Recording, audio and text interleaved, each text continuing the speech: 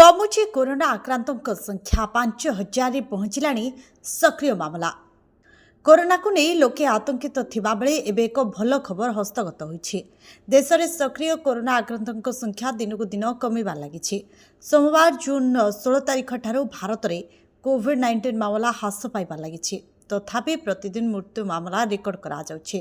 स्वास्थ्य एवं परिवार कल्याण मंत्रालय सद्यतम तथ्य अनुसार शुक्रवार जून 20 रे भारत सक्रिय कोरोना भाइरस मामला 368 ह्रास पाई 5608 पहुंची। गत 24 घंटा मध्य 4 जनकर मृत्यु होइतिबा रिपोर्टरू जहाँ जनापड़ी। चंडीगढ़, केरल, दिल्ली और मध्य प्रदेश में गोटे लेखाएं मृत्यु रेकर्ड होइछि। गुरुवार दिन भारत में सक्रिय कोविड-19 मामला 5976 को ह्रास पाई, जहाँ पूर्व दिन 6483 रही। लगातार षष्ठ दिन पर कोरोना आक्रांतों संख्या ह्रास पाइबार लागिछि।